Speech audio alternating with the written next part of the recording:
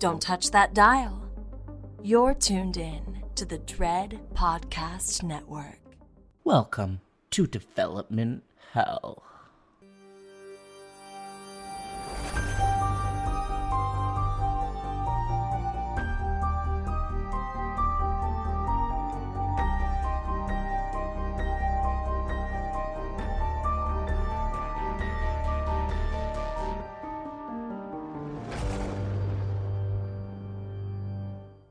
For every horror movie that hits VOD, countless others end up DOA.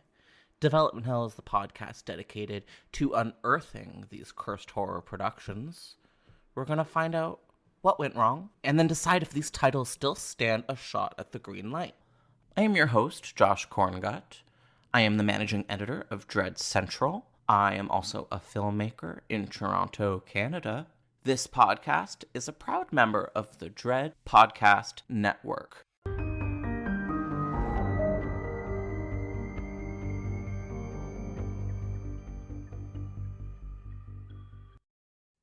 Hi, everybody, and welcome to a brand new live episode of Development Hell. I am your host, Josh Corngut, and I'm here at the Soho Horror Fest via their Soho virtual lineup, and I'm really proud to be a part of this killer horror event based in the UK. For those who don't know, Soho Horror Film Festival is one of the UK's freshest, most punk, unique rock film genre festivals. So they're bringing a whole slate of terror to the UK this year, as they do every year, and I'm proud to have been invited to hang out.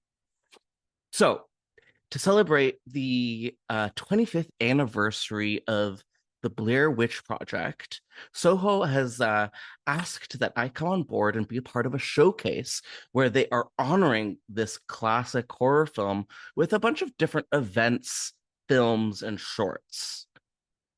I've always wanted to cover the Blair Witch Project on Development Hell, so this is the perfect opportunity for me to give it a go. Now, generally, what we do here on this podcast is we tackle unmade horror movies, usually one at a time. Today, we're doing something a little bit different. We're going to cover a series of unmade Blair Witch projects, and some of them are pretty cool. There's going to be about 3. So we're going to be tackling, one, what Blair Witch 2 Book of Shadows really could have, should have looked like.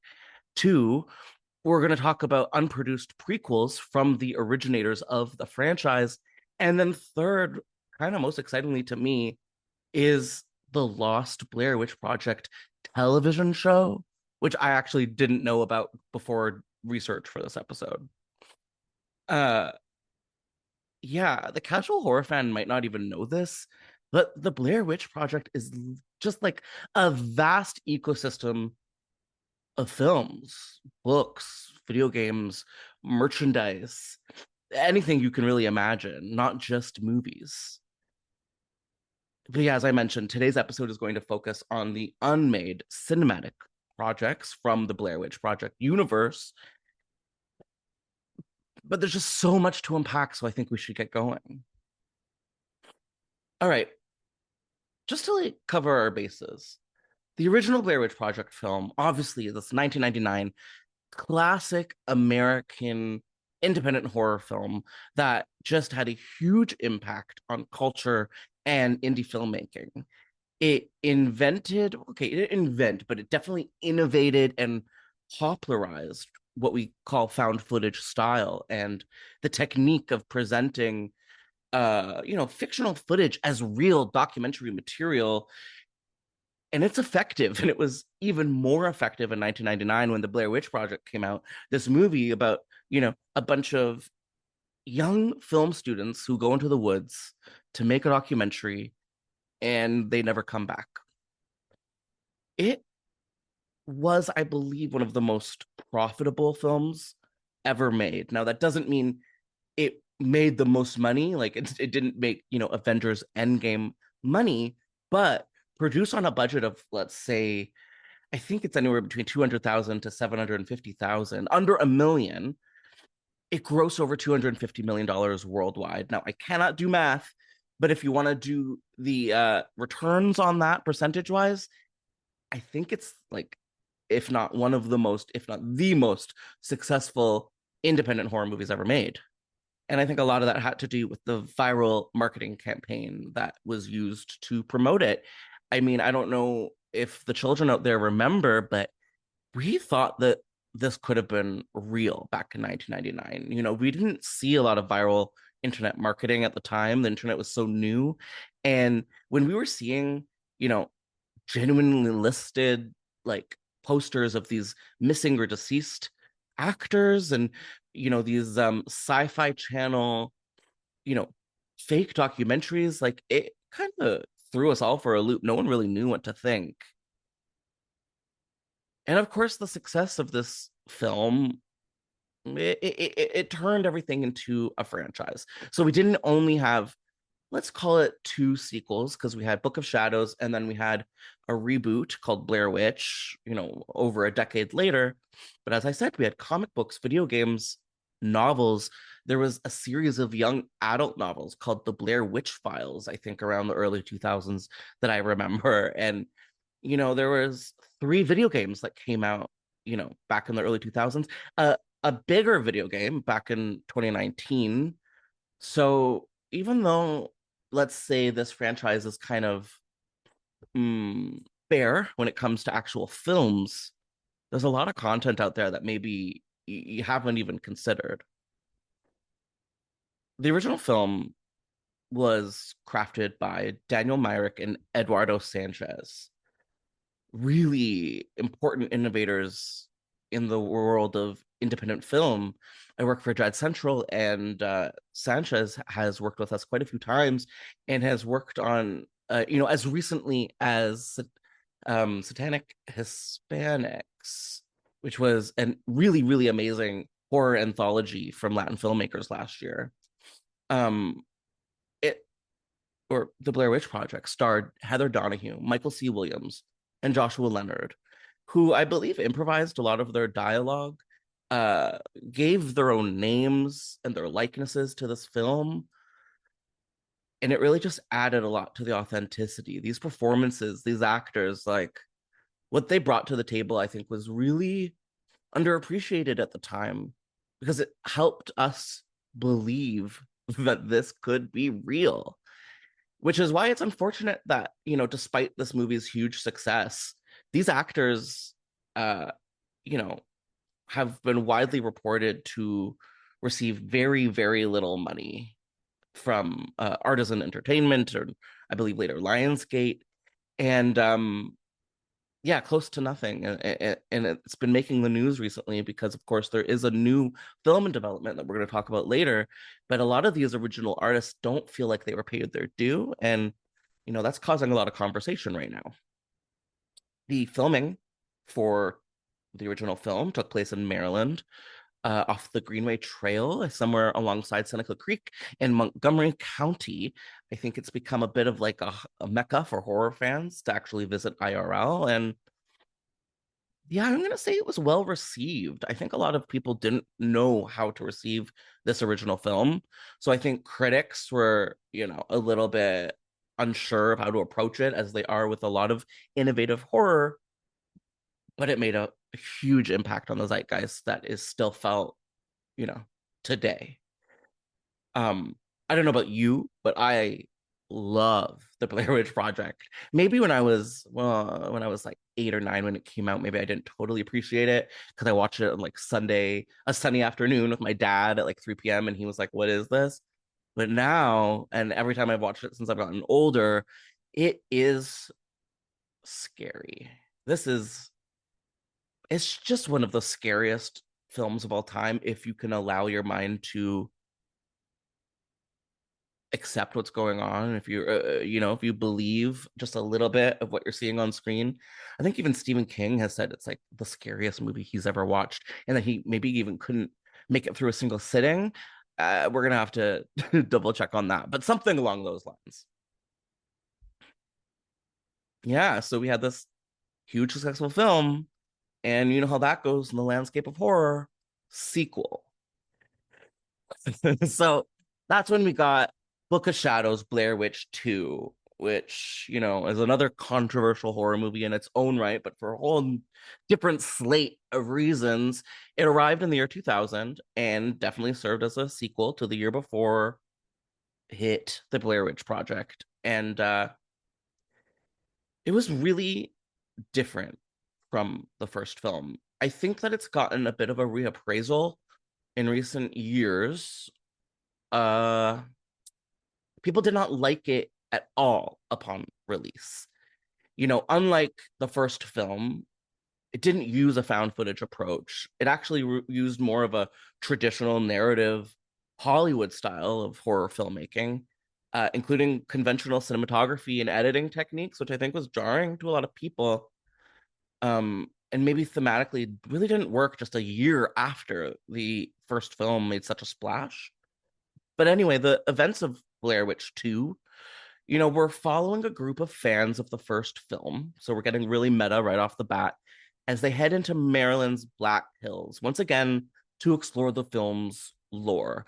A term that I came across while researching this episode I'd never heard before was fake lore, sort of like folklore, but with the word fake in there. And I think it's like a very cool subgenre here that, Blair Witch is utilizing across the board in all of its different renditions and different ways. So here we have this group of fans of the first film going to explore sort of the stomping grounds that, the first film took place on. And of course, there they experience supernatural events, psychological breaking downs, and the line between fiction and reality, blur. It was a troubled production, to say the least. They studio, I believe Lionsgate or even Artisan, I don't know if they had absorbed them at the time, direct or hired director Joe Berlinger. And this guy was known for his documentary work. So it makes sense on paper why they would hire him to do a film like this. And he was intending with his writers to make a psychological thriller that was examining the idea of mass hysteria.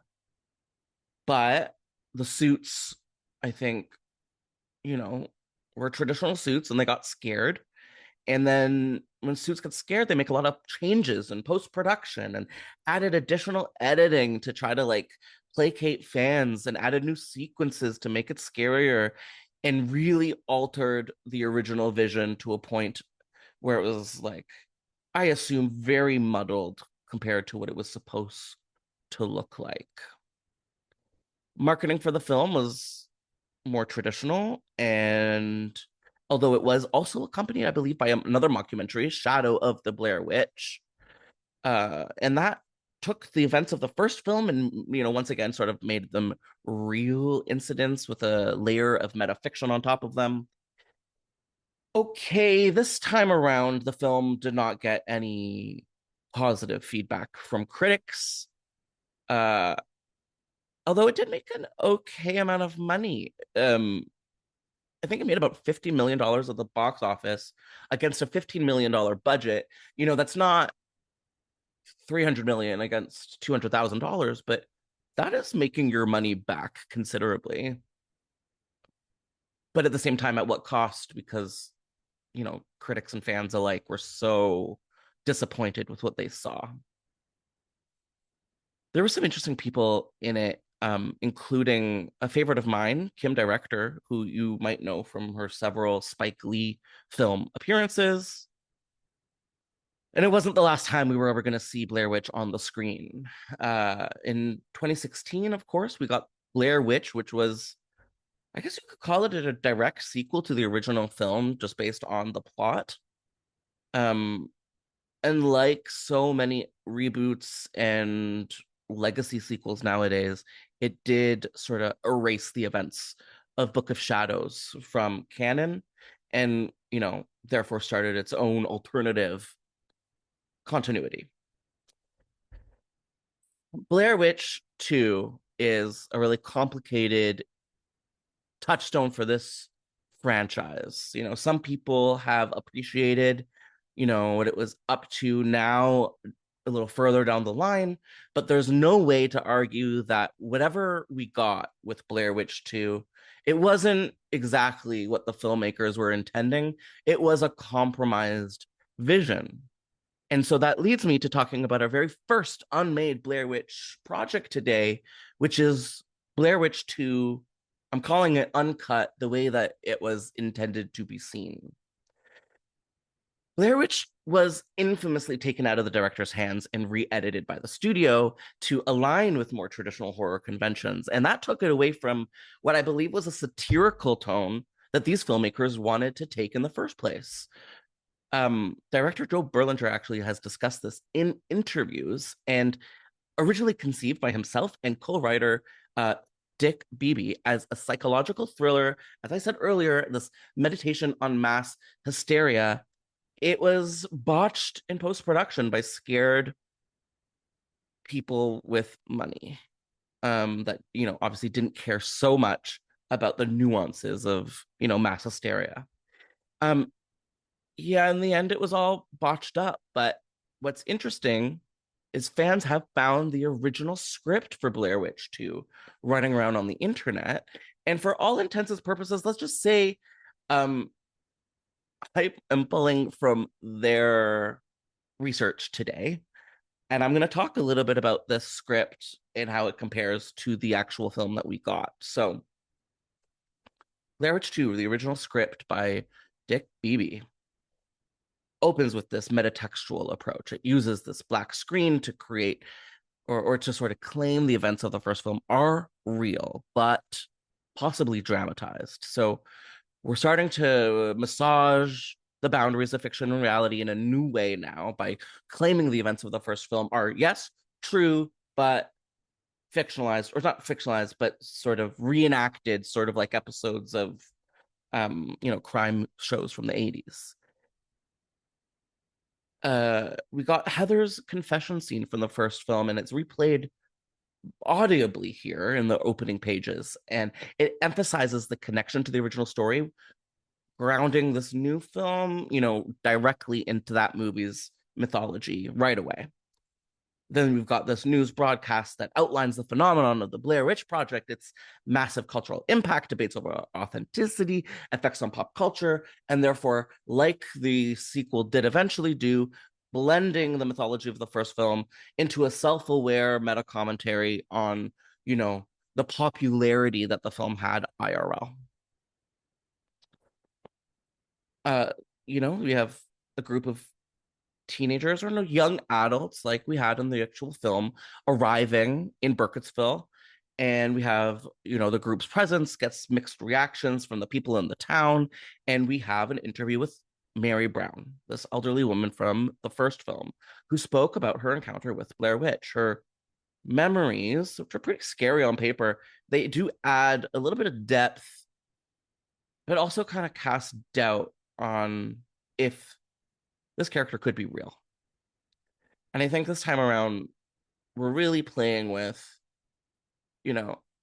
is this real, or is this a product of groupthink? And we're doing that way more this time than with the first film. I would say it's kind of the thesis of the original Blair Witch 2. We have our characters and they're going into the woods, and quickly they're getting lost and disoriented, and the woods themselves, once again, it's this oppressive atmosphere with scary audio cues. We're seeing distant whispers again, we're seeing breaking of branches again, we're seeing what made the first film so scary on paper. I don't know if it's a little misguided, because I think a lot of that was just so organic. I don't know if you could ever recreate that on page or on screen again, especially without found footage, but they're trying with the script. And then this is where the strange phenomena begins. We got the rock piles, we have the effigies. Time anomalies are hinted at. So with their watches and devices are malfunctioning, which is something we see, I think, in the third film too. And we find the characters stumbling into Rustin Ruin's house. And this is where they encounter symbols and handprints, and this idea of paranoia and trust among a small group starts to be employed. We have characters becoming erratic, and acknowledging the situation that they're in sort of directly head on.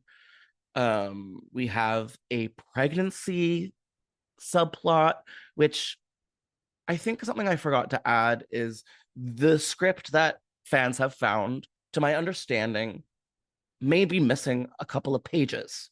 And so it's hard to say if, let's say a pregnancy subplot is underutilized, or if maybe a couple of key moments are missing. But to my understanding, there's a pregnant character, and what happens with her, isn't really fulfilled in its, best way. You have a pregnant character in a Blair Witch Project movie. I mean, you'd really want to use that to your advantage and do something with it. But to my understanding, nothing really does happen. The Blair Witch herself never ever explicitly depicted or confirmed even as a source of supernatural events. I guess you could say that about the first film, although I think a lot of us are like pretty convinced that it is a supernatural event occurring for the characters in that film. I believe in this second film, what the writers really wanted, is for us not to really know at the end.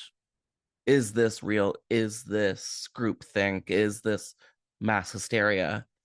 Um, it's ambiguity, and I think on some level it is frustratingly vague. We have this presence of folklore and witchcraft beyond Rustin Parr's story, and it's kind of minimal and leaves kind of gaps in the mythos that I think could have enriched it a bit. And again, I think my biggest concern here was Anna's pregnancy. The character, her name was Anna, very underutilized. But I guess I'm just fascinated with what a strong script could have done with, someone expecting encountering the Blair Witch. Something could be done there.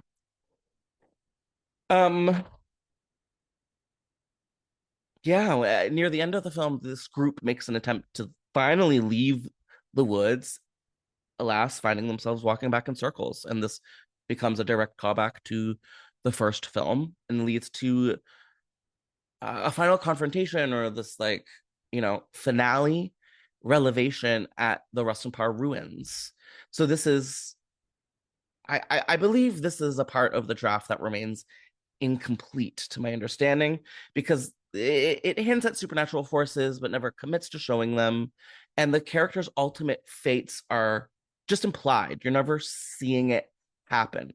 Now, at the same time I'm saying this, I'm complaining, but it could also really work, because a lot of that is what works about the first film. So, and in some ways it's kind of what works about the second film, if you want to argue that anything about the second film does work. I know it's polarizing. I'm not necessarily going to share my opinions on that today, but I do have a soft spot in my heart for Blair Witch 2. Yeah, the original sequel had a lot of ideas. It was going for something different, and say what you want about what it was going for.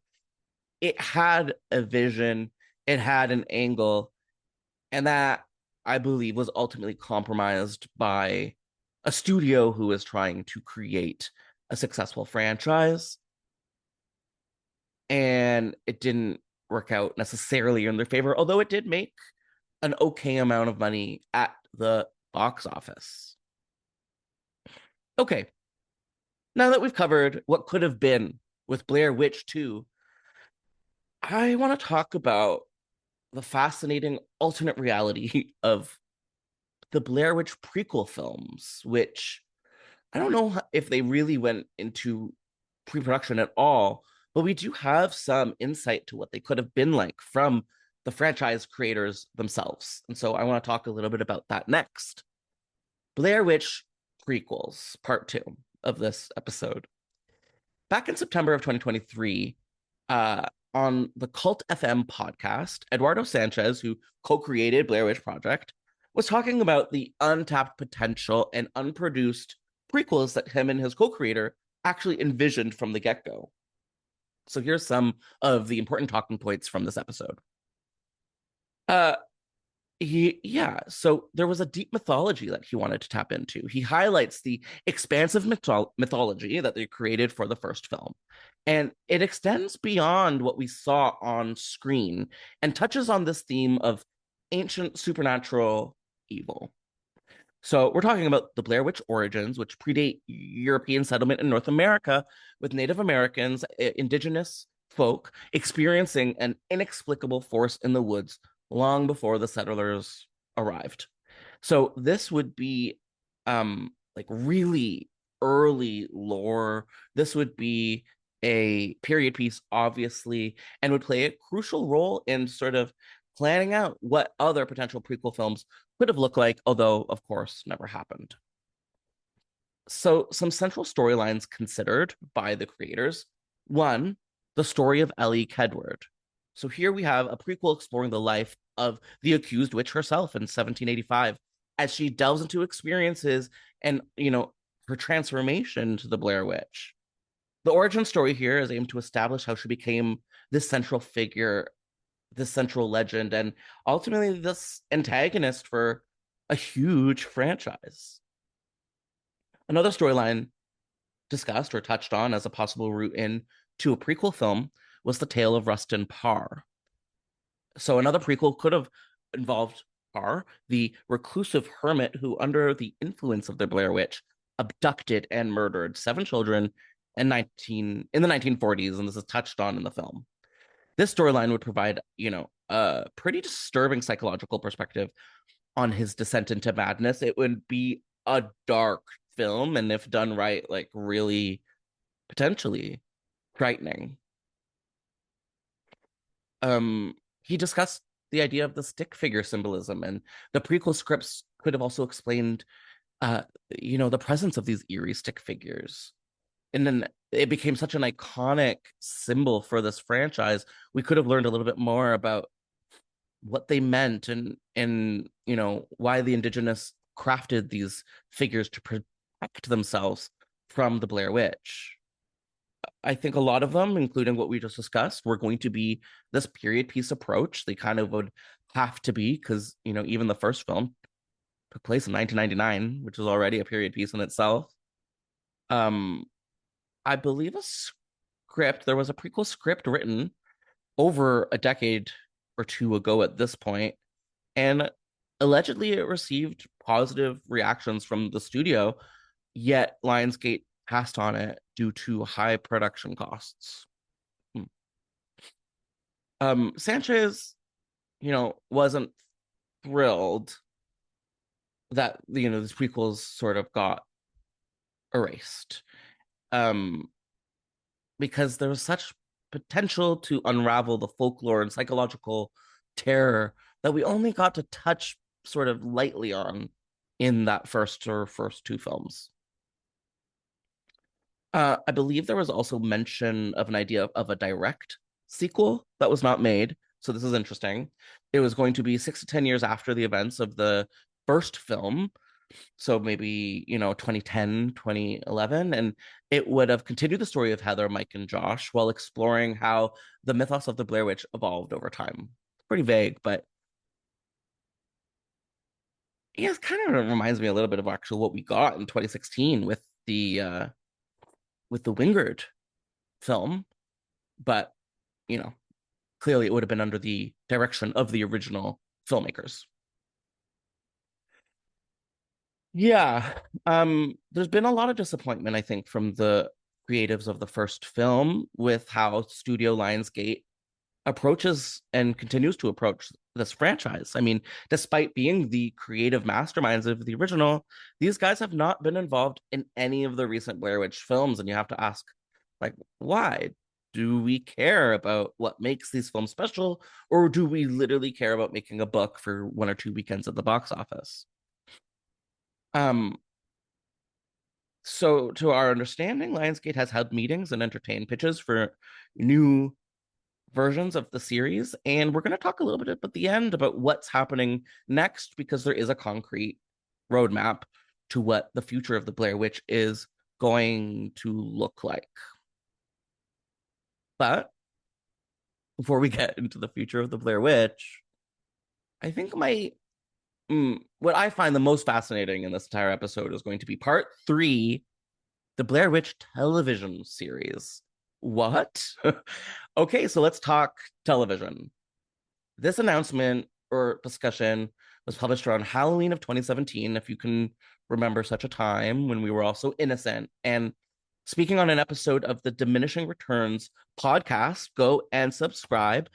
Uh, we had Eduardo Sanchez again, and he was talking with um with the series about how they were maybe developing a television show as a series follow-up to his film. So in this podcast discussion, we had Sanchez, who points out that him and the rest of the film team, they no longer had the rights to the property. So any decisions, unfortunately, had to go up to Lionsgate. But, in 2017, it seemed like he seemed hopeful at this idea of a television series. And I think he had reason to be, because it seemed that, at least for a short period of time, Lionsgate was behind it and had given it the green light, which is fascinating alternative horror history, in my opinion. So here's a quote from him, and on the podcast, he said, "For us, it's a really natural thing to go and say, hey, let's do a freaking Blair Witch show. And you can say it's the original creators, and we can bring a whole bunch of interesting directors to direct episode." Okay, so of course, this had the hosts wondering if he was talking about an anthology series, since he was literally mentioning bringing in fresh talent episode by episode, although that is how narrative TV tends to work as well. And so when he was pressed on whether it was going to be an anthology series, mixing prequel content with found footage, Sanchez had this to say: well, I can't really discuss. I think that the idea of Blair Witch anthology has always been just a very interesting thing. You're close, you're in the ballpark. The more you think about it, you're like, well, that might be the perfect continuation of a TV show. So we'll see what happens. But I think the next big thing for Blair Witch, probably TV. So, he had hope.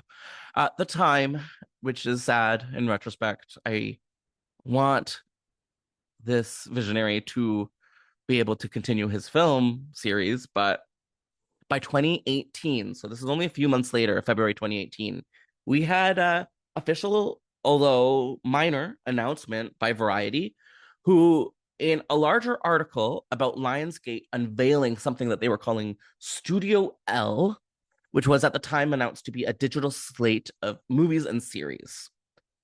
There was an interesting project on that slate. Lionsgate, was unveiling what they were calling a slate for digital content business in 2018, that they had rebranded their digital arm as Studio L. I have not heard of this since. Forgive me if I'm wrong. I don't know if Studio L turned into anything, because obviously now in 2024, everything's digital content. What are you talking about? There's no difference between digital content and not really. But at the time, they were really running with this idea of web content, web series, digital content, low stake content, whatever. And one of the shows on the slate was simply a Blair Witch television series. We got no details other than this sort of official marked announcement from Lionsgate or Studio L of a Blair Witch show. Now, we did get sort of this interesting insight from Lionsgate, or a rep, who talked about what this sort of new division was going to be, and this is what he had to say. In today's 2018's fast-changing media landscape, Lionsgate is committed to creating and distributing various types of content for next-generation audiences, with some of the most exciting creative voices and innovative partners in our industry. The project announced today signal our commitment to finding standout material, incubating new talent, and delivering authentic storytelling. We will also continue to cultivate and foster fresh opportunities with existing Lionsgate properties, all built around Studio L's low risk, high reward distribution model. My God, people with money, right? What are they talking about? What are they saying? They don't know. Anyway, Studio L. Who? Anyways, nothing has come to fruition with a Blair Witch series since then, and that's really disappointing. Lionsgate.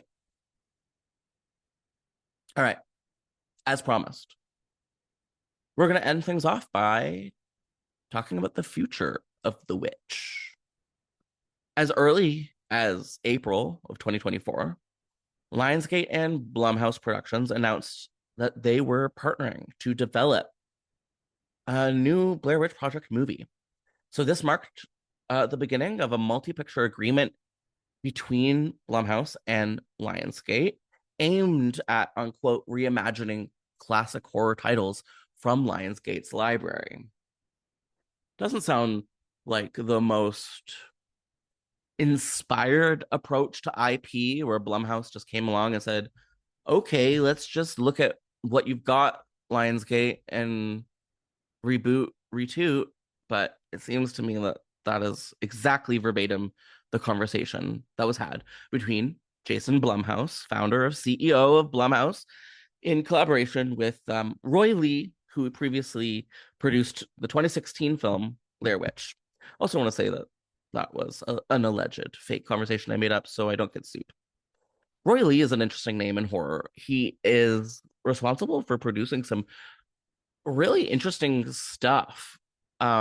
He is the producer of the 2017 It film, which is the horror movie that has made the most money ever at the box office. Uh, and then, of course, he did Blair Witch from 2016, which is not the movie that made the most money at the box office. But interesting guy to have on this team. To my understanding, the new film intends to introduce the Blair Witch narrative to a contemporary audience. I guess that means TikTok, and building upon the original movie's legacy. So when this announcement happened, it was mired by controversy. At the time, the original movie's creators, Myrick and Sanchez, expressed big disappointment over their lack of involvement on this new project and noted that they were not consulted, not informed, and highlighted this ongoing issue regarding their participation in franchise developments. But that wasn't all. Um, Once again, cast compensation concerns really came to the forefront of consciousness. So we had original cast members, Heather Donahue, Michael C. Williams, and Joshua Leonard. It came together and raised, once again, concerns about their likeness being taken and their compensation being nil.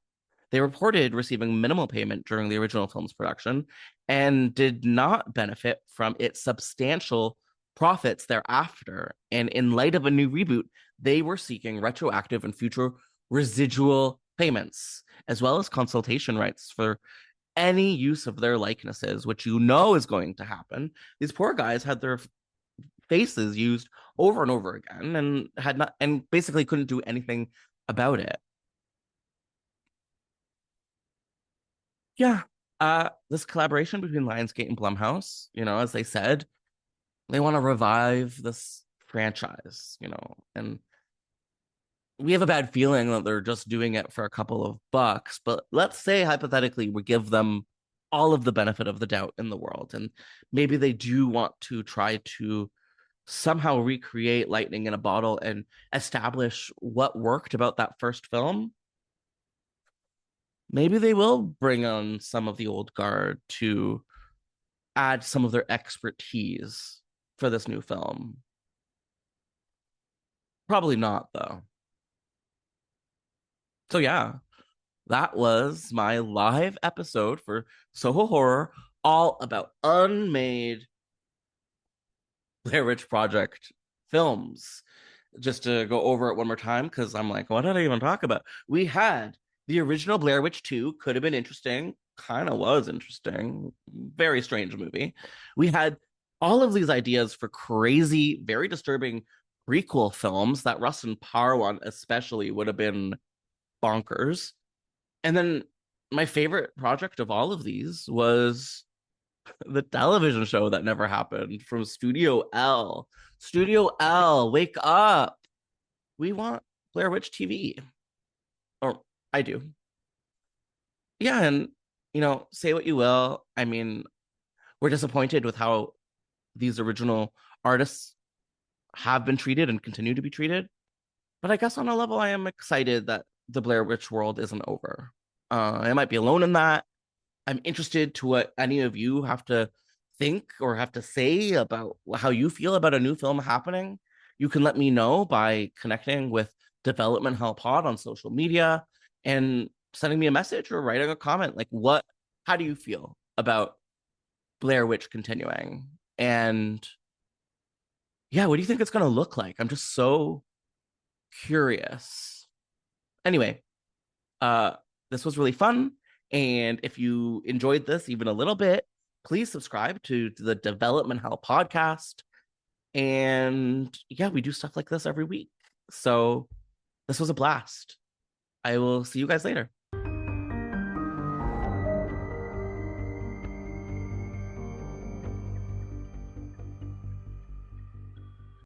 Thank you so much for listening to Development Hell.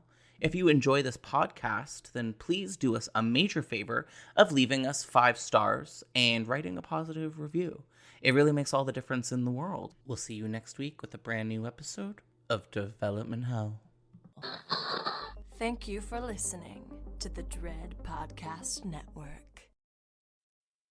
Bye for now.